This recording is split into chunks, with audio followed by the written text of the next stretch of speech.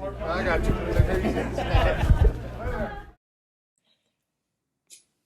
Okay. All right, creatures of the night, welcome to this YouTube exclusive Talking Taker bonus clip. As you can see here, I am not joined by my co-host, my tag team partner, Mr. Travis White. Instead, I am joined by the lovely and talented first lady of the podcast, one of the first ladies of the podcast. I don't want to leave Travis's wife, Jenny, out, but this is my wife, Kate Dorio, who has, I was going to say, not heard on the podcast, but has been heard from time to time in the background, making phone calls, washing clothes, dealing with our dog, bringing me cookies and snacks, amongst other things. We have a tiny house. We do, and she has often chimed in with her comments and thoughts on the podcast and on the Undertaker's matches as well. So after 186 episodes of dealing with me giving up, a night of the week, hours of the week to podcast, all of the time that goes into research and working on the podcast, watching wrestling, watching The Undertaker constantly, having The Undertaker's theme music stuck in her head, and in her dreams and her nightmares, I am going to... Not to mention paying for the network. That was doing that before. That's no big deal. It's a necessity. Well, it's getting rolled into Peacock now, so now you're going to get all of the bonuses of that. But I am rewarding her with allowing her to taste test with me The Undertaker's limited edition Cabernet Sauvignon, in the words of Stone Cold Steve Austin. I guess this is a $60 bottle of wine. The 2-pack was like $120 or something like that. A very generous Christmas present from my parents. And Travis, I invited him to partake. He does not drink. He does not enjoy it. He said it would be wasted on him. So instead of doing it for our final episode, Kate and I are going to taste test it, and I will enjoy it as I record our second to last episode here in a few minutes. But because I have a less healthy liver than Travis. Yes. So I'm sacrificing that. Travis is on behalf of the straight edge. He's the Triple H of the team. He doesn't drink or do any of the crazy stuff. And I don't do any of the crazy stuff, but we do enjoy a nice glass of wine. So, Kate, how excited are you, first of all, for this entire podcast to be done? I feel like there might be a gaping hole in your life and our life. Mm-hmm. So I don't necessarily think that that's particularly exciting. If we thought our marriage could survive another podcast together, we've done that before. Briefly. If we agreed that that's a good use of our time and our life, then I'd say you have to keep doing another podcast. I would say, you could keep doing another one. You and Travis need that. I think the fans need to tell them that they need that. Yeah. What has been what's been the most annoying part? Because that's a very nice thing for you to say. But spill the tea for the fans. They don't want to hear you be the bad guy, but they want to hear the truth. They want to hear the gossip. What's been the worst part of having to endure this for 3.5 years? The worst part, if I can call it that, the worst, okay, being the bad guy, I'll be my true self. The worst part is that we've always had tiny houses with thin walls, and I am a loud person, as you might be able to tell when you hear this, compared to Alex. I've worked on projection with him, it hasn't worked, so, it's being loud and feeling like I can't make any noise. Obviously, at some point along the way, I just decided I'm just going to do laundry right outside the door. Because apparently Tuesday nights are my night to do laundry. I don't know. But being quiet, probably the worst part. Well, this podcast room in our current house, I've been in 2 houses while recording this, or we have, and this one is 10 feet from the washing machine. So, yes. I mean, that's understandable. But he never tells me not to do it. And that's not because I'm some domestic goddess at all. That's not true. But he's never told me to stop doing laundry. No. So sorry, fans. I've asked you to turn episodes of This Is Us or Law and Order SVU down you really a smidge. Yeah, that's true. That's true. But I mean, who wouldn't want Ice-T on their podcast? I would anytime. The invitation is open. Any favorite Undertaker moments or things that you have seen in passing? Because you don't hate wrestling. You've been to multiple wrestling shows with me and have watched many a wrestling show with me, but you certainly don't sit and watch all of the things I do for the podcast, but you have come in and out and seen things in passing. Anything memorable stick in your head or favorite moments? That's a big question. I know, I put you on the spot. That's a big question. He did not prep me. I would say that one of my favorite things is to watch the progression of... Is the Undertaker going to listen to this? We can only hope. Well, of his hairline? No. No, I'm just going to nix that. His gut? No. Just let it out. Okay, the aging. Yeah. Because he is one of the most, from what I have seen, which is, I'm not like a dedicated wrestling fan, but from what I've seen, one of the most consistently, like aesthetically consistent wrestlers. Like he has, it's not just an outfit. It's not just makeup. It's everything about him when he is the Undertaker.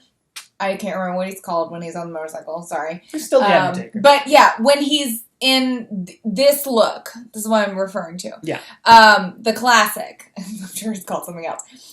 Incredibly consistent. And so because of that, as he ages, it's almost like you can't help but see that he's aged. Mm-hmm. Because everything else is exactly the same. Like, recently Alex said, why don't you take a picture with the same outfit you took a picture with before? And I said, no, because I don't want to watch my face just age 5 years, just side by side. Like, I can't deal with that. But that's kind of what it's like to watch The Undertaker. And I find that interesting to watch him age. Random things are that I don't like the tongue thing. Like, I'm not into it. Yeah, I'm not into it. It's not It's certainly not a turn on. I don't like it at all. It creeps me out. So. You called him a bit of a diva in his entrances. Oh my gosh! Which I think even our fans can agree with. 100%. He really is. He really is a diva. And no, Devo, we're not doing that. No. In the singer world, in the real diva world, which I come from professionally, sort of, we call them divas. Tenors are divas, basses are divas, and The Undertaker is a diva because he looks like a soprano. No one is going to get this. He looks like a soprano doing her curtain call 7 times and making everybody stand there and keep clapping. That's what his entrance is like. It's a lot. It's a lot. It's a commitment. And before we crack this bottle open, you are a child who, much like The Undertaker, you also grew up in a funeral home. Yes. Your mother is a funeral director, has been working in the funeral industry for your entire life.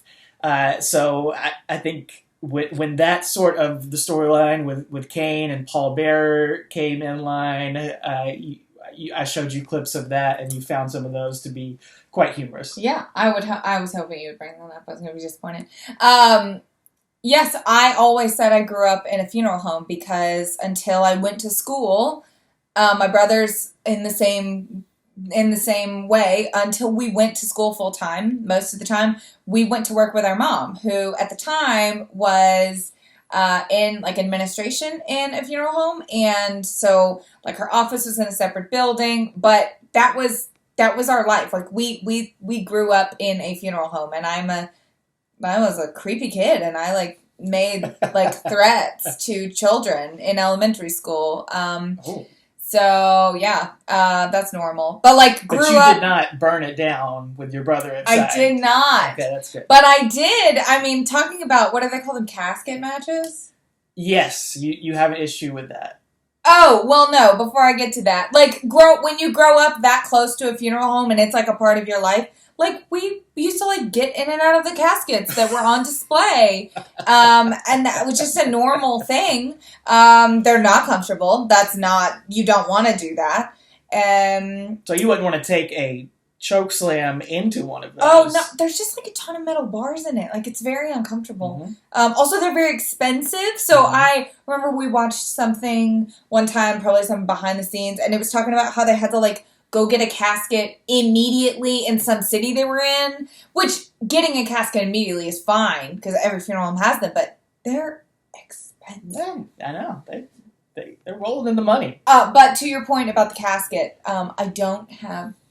Actually. Be careful. Well. Now, this is your least favorite. You can't see it off screen. This is her least favorite part of the podcast. Show a picture. Is the... yeah, that's 100% true. The figure collection. That's 100% true. It's the figures. Okay. So, this shape that we're seeing here. This pointed, like diagonal here, blah, blah, blah. Yeah. What people call a casket. Well, I would call this a coffin. Exactly. Yeah, I always think of the wood as the coffin, the metal as the casket. Is that wrong? No, it is the shape. It's the shape. It's not the material used. No. Okay. It is, and Interesting. In some parts of the world, the words are used interchangeably. In the WWE. I'm pretty sure, yeah, but I'm also, I think maybe in, like, England. Oh, okay. Oh God, I'm gonna get destroyed by this. All I'm saying is that I grew up in a funeral home. Are you telling me the people that watch this have Googled this? I grew up in a funeral home and I never used the word coffin, and everything that we had our families purchase and use shaped like a rectangle, which is not this. So I would have called this a coffin, like a vampire comes out of a coffin. It's also a more old-timey term as well. How about this? Americans, like the American funeral industry doesn't call this shape a casket. They don't even really make them that often. Well, now this is a weird one. This is what they used early years, and they did move to caskets eventually. Oh! So first few years of Undertaker, it was the wooden coffins, and he would build them on the poster that you guys can't see, but the old school poster, he would build them from scratch, and they would show the videos of them, and he would personalize them for his opponents.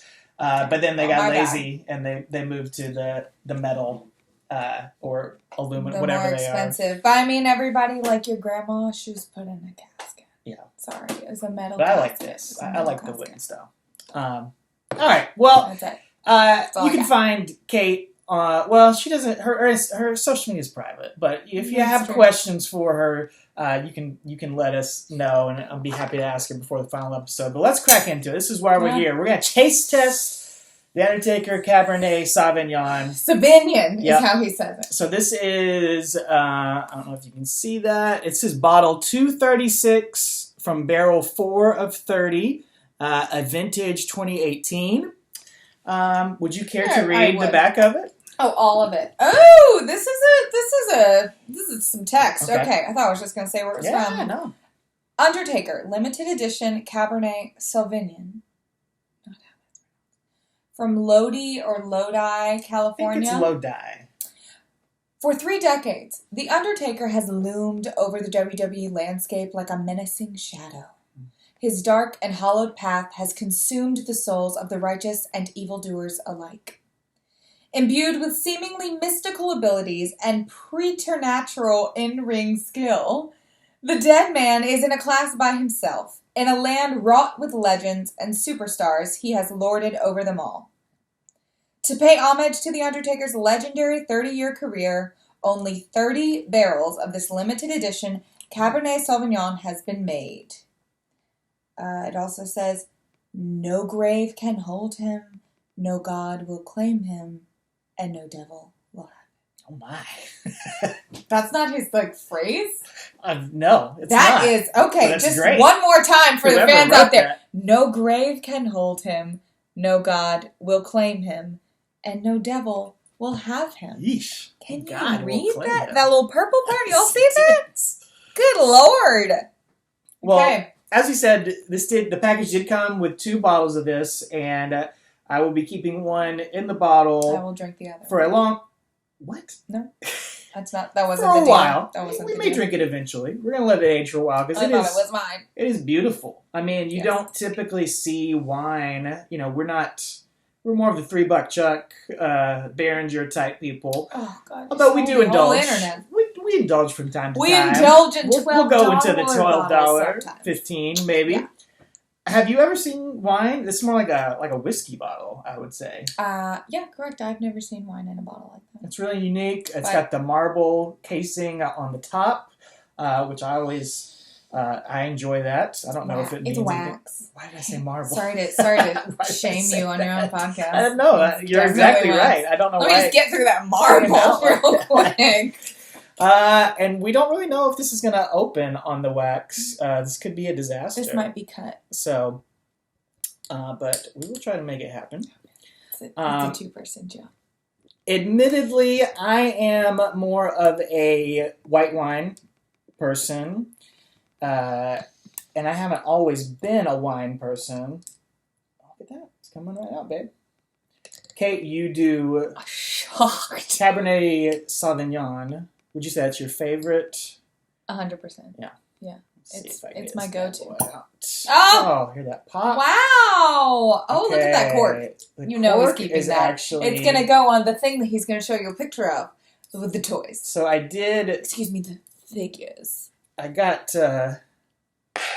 did know that it does have some design on the cork, so I was trying to take care of it there. Oh. Our lighting got a lot of glare, but so it has the Undertaker 30. Oh, that's not working. Logo. You can kind of see it right there, and then Dead Man Forever. Oops, upside down, and then it's got WWE on the bottom. So. That's really cool. They went that extra mile, went that extra touch. So, let's do it. Ladies first. Okay. And we also watched some wine videos. Yeah, we're going to follow that. To prepare. From our favorite YouTube channel, which is Not Talking Taker. Bon appetit. Bon appetit. They had a new guy, and he's a professional sommelier. Which I recently looked up. Am I pronouncing that right? Sommelier, I believe sommelier. So. That's correct. Well, you're one to tell me that. And like I said, I'm the one that failed French in college. For a job. Every week. Professional sommelier, and he did like 50. It's a good video. 15 bottles of wine under $15 or something like that. Yeah. Which is our jam. It was very interesting. So the first thing he did was what? Well. Let's look at the color. Oh, yes, the color. It is the color. It's very dark. It's very dark. He might have said, and it might be appropriate to say that it might be colored. Mm-hmm. Like it might be added to. Yeah, but I don't think this one would be. And then also, it does say specifically, it does not say the vineyard that it's from, but it does give this, the region of California. And he said, all of the more specificity you can get on the wine is the best. So it doesn't have a... It might somewhere. No, it says Lodi, California, but it doesn't say the vineyard or I thought it did on there. Something like that. No, it just says Lodi. So, E2. Oh, yeah, I'm sorry. Vinted and bottled by E2 Family Winery in Lodi, California. Okay. There you go. So that's good specificity on the bottle. And I think it's a little dark, but then you mix it and something, I don't know what it means when it falls down the glass. I don't know how to look for that. Yeah, I don't know. And then what did he do? Stuck his whole face in it? It definitely has a smell. It does. It's strong, so it's not, it doesn't smell super cheap from my limited experience. I don't think it smells enough. I don't think it's fragrant I think enough. It is, but you have a very weak sense of smell. That's true. Not just from the COVID, but also you can cup from the it, COVID. Oh, he did that. I think he did this, and then he. I mean, I smell berries. Smell berries? Yeah, I know. I can't. I don't have all those specific notes. I smell. I smell urns and formaldehyde. and caskets and Pine. burnt flesh. Well, who cares what it smells like? We're here to see what it tastes like. Let's think about the crematory. Okay. Cheers.